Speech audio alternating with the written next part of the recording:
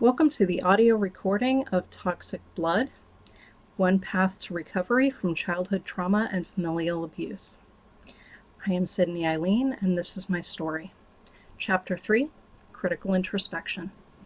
Critical introspection is the ability to objectively and critically evaluate the internal workings of your own consciousness. No matter how daunting that may seem, it is an essential tool for improving or healing your mental, emotional self, because without it, you are never going to be able to address the root causes of any issues. Mother and father gave a great deal of voice to the importance of healthy psychology. Not only did they see therapists and psychologists, they also paid for myself and my brothers to see therapists when we were children, and it was still covered by mother's insurance. Most of the time, my sessions amounted to having a friendly person I could talk to, a kind of outlet that was otherwise sorely lacking in my life. A couple of the therapists were also able to teach me foundational skills for critical introspection, even if they never explained that was what they were teaching me. All of them instilled a foundational idea that not only was it possible to understand yourself and your inner workings, but it was a normal and healthy thing to do. This was further reinforced by the rhetoric at home, as my parents' hypocrisies on the issue were not readily apparent to me as a child. Father struggled with depression most of my life. In fact, the only time I can remember him being anything other than miserable was a span of time when I was a toddler and he was unemployed. He had time to play with my brothers and I, took us to the library and park on what seemed like a daily basis, engaged with us, cooked things we wanted, made toys for us out of scraps of wood, and encouraged our creative interests. It was the only time in my childhood when his smile touched his eyes, and the only time I felt like I was genuinely a priority in his life. After he was once again employed, his life became a very long road of misery and a cocktail of antidepressants to help him cope. In most things, I tend to take a holistic perspective. That is, I see the benefit in taking advantage of a wide variety of approaches to a situation. It is wonderful that antidepressants exist, and they work marvelous for a lot of people who need that help getting their brains to produce a balanced set of chemicals. Father always insisted he was one of those people, and he probably is. However, as I hit my teens and I looked at his life, at his misery with his career, at the dissatisfaction he had in his marriage, at the filth in which he wallowed, and at the occasional very brief attempts he made at enriching his life with hobbies, I could not help but wonder how much those things contributed to his misery. I wondered if his mental health would also be helped by changing things about his life that were actively contributing to his misery and depression. I wondered if he was using the antidepressants primarily as a bandage for bigger, unaddressed problems he preferred to ignore. When my parents purchased their first house in the summer before my second grade year, my father built a makeshift tree house in the large fruitless mulberry in the backyard. Instead of a ladder, it had a series of boards nailed to the trunk, leading to two open platforms up in the biggest branches. I seem to remember that he felt a family home was not a family home without a treehouse, but it might also have been something he wished he had when he was a child. Regardless of the specific motivation, he decided to give us the closest version he could manage with minimal effort and materials. When I was 11, I used to spend hours at a time sitting or lying in the branches of that tree, sometimes accompanied by my cat. I even had a favorite crook in the branches where I fit perfectly. The platform had long been taken down, judged unstable from the growth of the tree and weathering of the wood, but enough of the latter pieces still clung to the trunk for me to easily climb into the branches. My brothers had long since lost any interest in climbing the tree, but when I was high up in the branches, I felt cradled and safe and free, like all the miseries and problems of life could not touch me there. Then one day I realized that it would be so easy to just let go of the branches, to let myself fall headfirst to the ground, and all the misery would end, just like that. And then I realized what I was thinking, and it scared me. I did not really want to die. I just did not want to be miserable anymore. I climbed down and went and told Mother.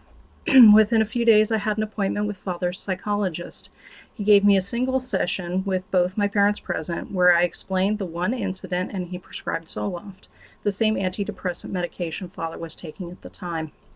I did not see Father's psychologist on a regular basis. It was just one appointment, and here, have these pills to magically solve your problems.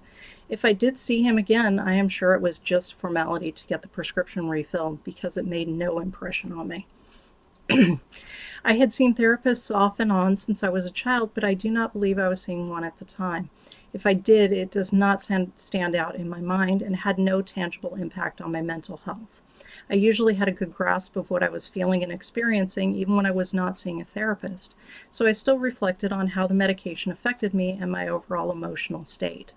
Also, I was a child who had little to no control over my situation in life beyond what I was already doing, so there was little a therapist could do beyond lending a friendly ear. None of them delved into the neglect and emotional manipulation at home. It is entirely possible my therapist did not even realize those problems existed, especially since Mother was actively involved in ensuring that her children saw competent mental health professionals. Instead of any home problems, the focus of my sessions was usually on bullying at school and my loneliness and lack of friends. I think I climbed back up in that tree a handful more times, but the magic was gone. It was no longer a safe refuge. It was no longer a place of peace. It was a reminder that I was miserable and that the only way I knew out of that misery was not an option I was willing to genuinely entertain.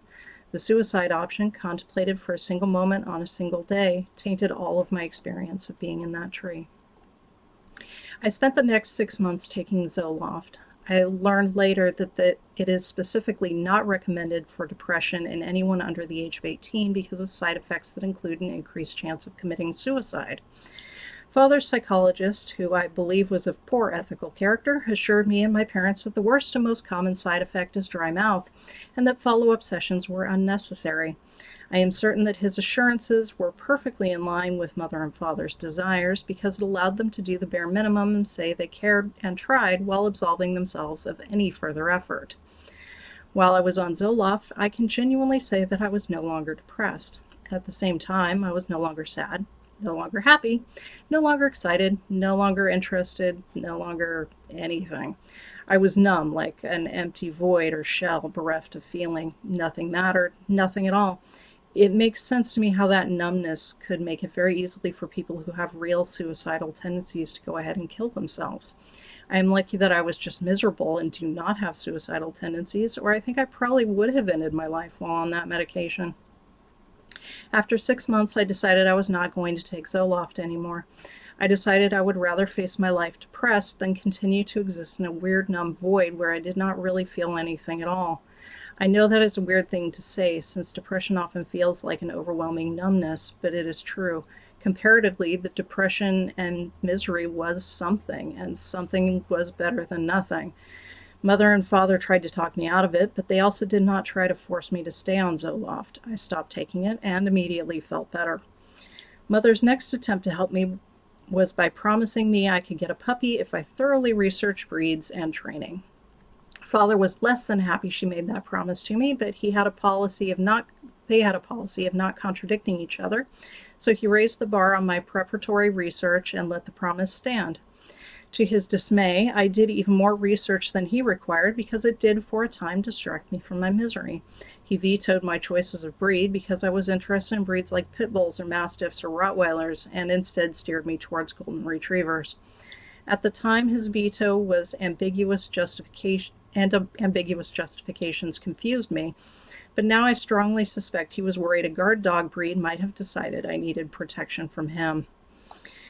Even if I was not able to get my first choice of breed, I was over the moon about getting a dog and having the authority to train her properly so she could live in the house with us. I named her Mary Jubilee to show her how happy I was to have her in my life.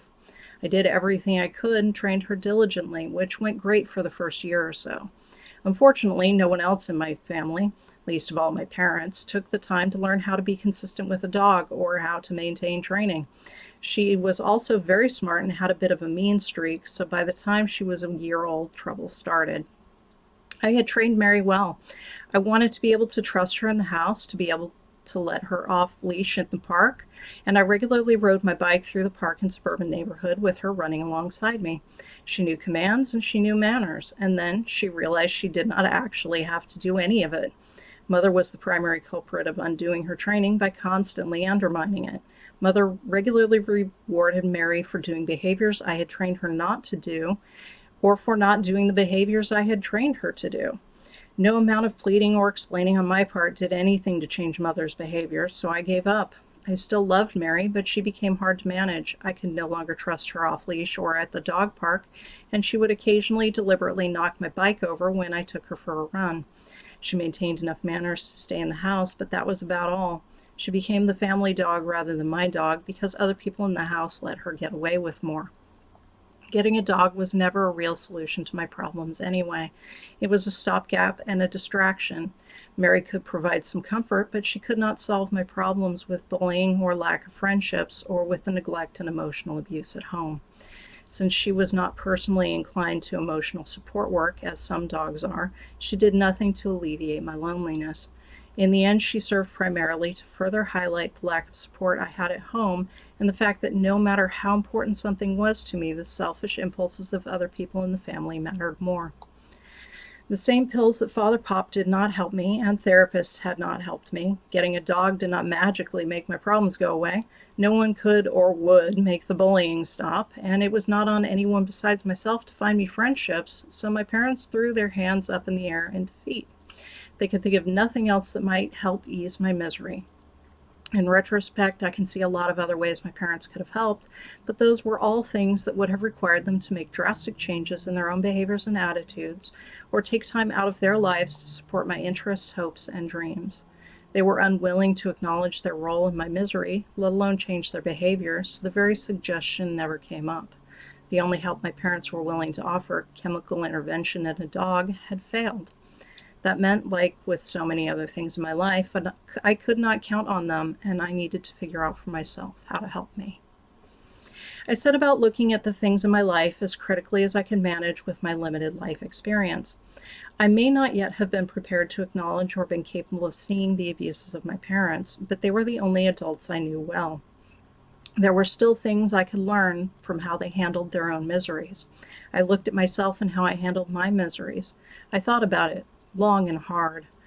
I thought about all the things I had noticed father and mother doing in their own lives, sabotaging their chances at happiness. I wondered if I was doing the same thing in my own life. Somewhere along the way, I picked up the idea that the only person who can really change you is you. You can influence other people, but unless you are being abusively manipulative, you cannot change others. You can influence them, but it is up to them to change. If you look back on your life and find people you can point to and say, that person changed my life for the better, think about it this way instead. At a pivotal point in your life, that person gave you the tools, resources, and encouragement you needed to be able to change your own life, which is even more amazing.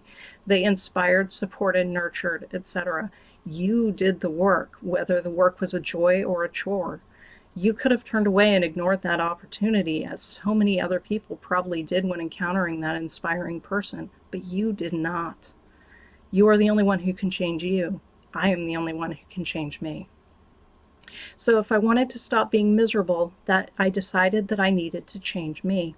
I'm not talking about the toxic positivity idea that thinking only good thoughts will magically make the hard things in life go away, because it will not. No, I'm talking about doing the seriously hard work and critical introspection to change ingrained and subconscious habits and behaviors. I'm talking about setting myself on a path that gave me a better chance at real happiness within myself and love for myself. I was not prepared to face the environmental factors related to my misery, which as a child I was helpless to change anyway. There was, however, a great deal of internal work that I decided to embark upon. When I was a youth, I really did not like myself very much. It is not that I thought I was a bad person or something like that. There were just a lot of things I did, a lot of behaviors and habits and thought patterns I had that contributed to my misery. There were multitudes of things that I wished I did not do. If I wished I did not do those things, then it made sense to me that those things were not inherently a part of me. If I changed them, I could come closer to being my true self, a me that I completely loved and was happy with. After I made that resolution, I embarked upon that path and will remain on it for the rest of my life. I think it is the single hardest thing I have ever done, and at the same time, the most rewarding. Conscious self-change is not something to be undertaken lightly, but it is something I highly recommend for anyone who wants to better themselves or heal from past trauma and abuse. One of the hardest parts of conscious self-change is critical introspection. That is, you must look at yourself as critically, honestly, and impartially as you can manage. If you want to change yourself and your behaviors, you must first identify what it is that needs to change and why. You need to examine your behaviors and internal dialogue without judgment so you can genuinely see it laid bare. You must avoid getting caught up in emotions, self-defeat, defensiveness, and knee-jerk responses. You must cultivate the ability to give yourself critiques without being mean to yourself about it. Whatever it is in you that you must deal with it, you must deal with it, no matter what that is. Beating yourself up about it is extremely counterproductive because you cannot help what is there until after you do the work. If you find yourself wanting to beat yourself up about the things that need changing, make that habit of beating yourself up the first thing you change. Acknowledge how you feel about the thing, recognize that you want to change the behavior, and then do the work to change it. Conscious self-change is both incredibly simple and incredibly complex at the same time. It is complicated because it is a crazy snarled mess we weave with our emotions and habits and expectations. It is simple because Yoda was right. Either do or do not, but doing is not instant. It takes time and consistent work, and at times it will feel like you are moving backwards, but it is the doing that gets you to where you want to be. Critical introspection can be incredibly frightening and intimidating, especially if you see a mountain of things in yourself that you would like to change, or if you have a lot wrapped up in low self-worth. It makes it even more intimidating when ingrained behaviors came about as a defense mechanism to bad, abusive, or traumatic situations. Sometimes the things we want to change offered great benefit at a different time in life, and because of that past benefit, they can be particularly terrifying or difficult to let go of. It can also be incredibly frustrating if you know something is wrong, but you cannot exactly see and identify the what and the why. A skilled therapist or psychiatrist is invaluable in teaching the tools needed for critical introspection, helping to start conscious changes and providing an unbiased perspective to help sort out confusing or overwhelming emotions and thoughts. By the time I embarked upon the path of critical introspection, I no longer had that sort of professional help, but the prior experience I had with therapists did help me navigate those murky waters. I have friends who have found tremendous value in visiting with a professional regularly, whether or not pharmaceutical aids were something they also needed. When I started critically examining myself, I found a mountain of things I wanted to change, from a complete lack of social skills and resulting social anxiety to various coping mechanisms I did not realize were coping mechanisms. I was undaunted, perhaps in part because I was not good at critical introspection yet, so I could not see all my problems from the start. I also was not skilled enough at self-change to be methodically or brutally effective, so things progressed slowly, making them less intimidating. After identifying each change I wanted to make, the even harder work of changing it started. Changing myself was slow. It was painful. It was messy. I would work on a couple things, and then I would find a couple more and start working on those. It helped that I did not try to tackle everything all at once, but instead worked on smaller pieces. Social anxiety was persistent. Social skills proved very hard to learn with no close friends or role models to turn to as an example of how to do it right. No one in my immediate family was a viable example, and I knew it. The skills they had taught me resulted in the behaviors I wanted to change. I did not try self-help books because the blurbs seemed trite and condescending, and I had bad associations from watching Mother do the yuppie self-help runaround that was all the rage at that time. They were full of toxic positivity and ego stroking, pushing the idea that everyone was perfect exactly as they were, rather than giving any hints or tools for actual self-change. There are better books available now, and probably were a few back then, but at the time that resource seemed fruitless. Books about navigating social situations seemed to be particularly awful. The book jackets I read were aimed at egotistical individuals looking to manipulate social settings to their best advantage. As an adult, the only person I ever saw reading one of those books was exactly that sort of person, who saw the people around him solely as tools to be used, even his own family. I did not want to have to calculate out every situation in my head. I just wanted to not be awkward, and I wanted that lack of awkwardness to be genuine and natural. Anything less felt disingenuous. Calculated social manipulations felt like lying and was the antithesis of my goals. For the record, I am still prone to awkwardness in social situations, especially around strangers or in settings I find uncomfortable or unfamiliar. A certain level of that awkwardness is just inherent in me, or maybe a result of my emotional scars, and I think results partly from the fact that I am extremely atypical in a great many ways.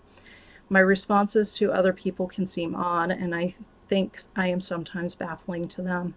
Normal has never been a word that could be used to describe me, and since I would never want to be normal, I am perfectly happy to accept the consequences of such a state of being. That said, as a teen, I was impossibly awkward in social situations. I was fine in academic ones. Academia, I understood and could navigate with complete confidence, but socializing, not so much. Through most of grade school, I had a single friend who was willing to be seen talking to me on a regular basis. I was that kid, the one who could bring others down by association or be used as a joke by the popular kids. I literally kept my head down almost constantly, and with each passing year, more and more actively avoided interacting with other children as much as possible. To this day, it still makes my skin crawl when I encounter a child with an obsequious smile and overly cheerful, condescending demeanor. When I was a child myself, that meant I was being set up. I am perfectly capable of reading body language and always could. I just did not know how to respond or how to be the sort of person I wanted to be around. As I embarked upon my journey of critical introspection, I did not blame others for not wanting to be around me because I did not particularly want to be around me either.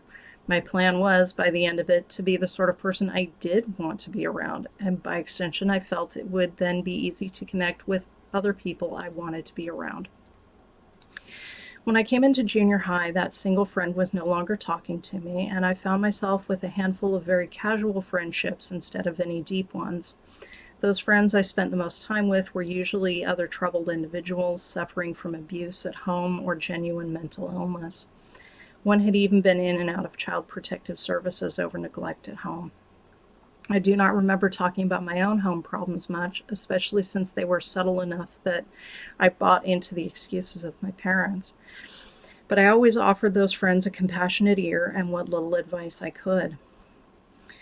My social saving grace was one of the popular girls who came from a different grade school and was genuinely a nice person. She decided to be kind to me and encouraged the other popular girls to do the same. It helped a lot.